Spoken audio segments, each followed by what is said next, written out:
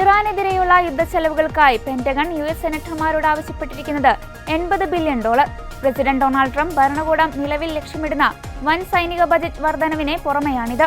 White House office of management and budget ഇതുവരെ കോൺഗ്രസിന് മുന്നിൽ ഔദ്യോഗികമായി ഈ ആവശ്യം സമർപ്പിച്ചിട്ടില്ലെങ്കിലും പ്രതിരോധ സെക്രട്ടറി പീറ്റ് ഹെഗ്സെറ്റ് സെനറ്റർമാരുമായി ചർച്ചകൾ ആരംഭിച്ചതായാണ് വിവരം. വാൾസ്ട്രീറ്റ് ജേണലാണ് ഈ വാർത്ത ആദ്യം റിപ്പോർട്ട് ചെയ്തത്.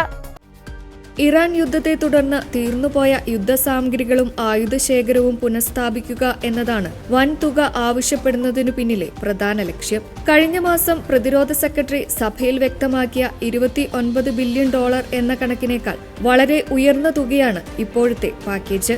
യുദ്ധത്തിന്റെ ആദ്യ ആഴ്ചയിൽ മാത്രം $11.3 ബില്യൺ ചെലവായതായാണ് കണക്ക്. എന്നാൽ യുദ്ധത്തിന്റെ തുടക്കത്തിൽ പെന്റഗൺ കണക്കാക്കിയ $200 ബില്യൺ കുറവാണിത്.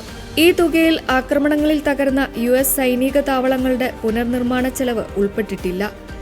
നിലവിലെ സാമ്പത്തിക വർഷത്തേക്കാൾ ഏകദേശം 50% വർധനവോടെ $1.5 ട്രില്യൺ വമ്പൻ ബജറ്റാണ് പെന്റഗണിനായി വൈറ്റ് ഹൌസ് ലക്ഷ്യമിടുന്നത്.